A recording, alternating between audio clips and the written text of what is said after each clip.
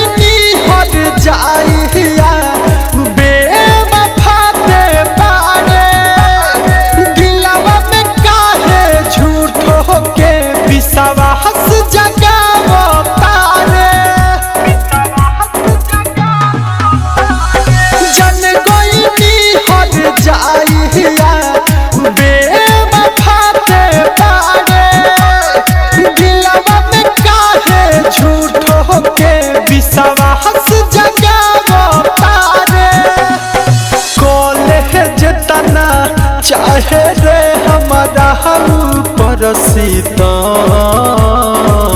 जाता रे तो जो ना रे नइखे कवनो जाता रे तो जो ना रे नइखे कवनो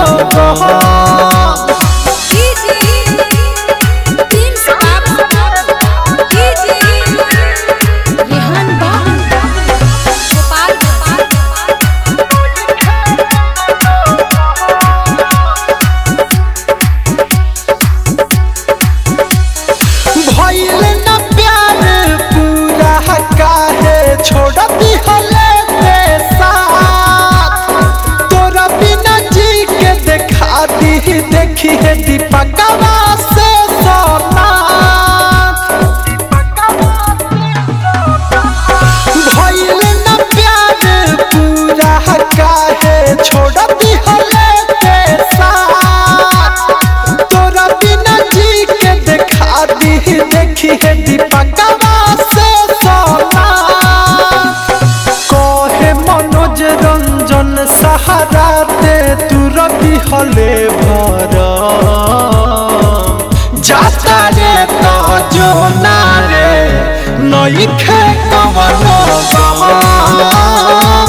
जाता रे तो जो ना रे नइखे कवनो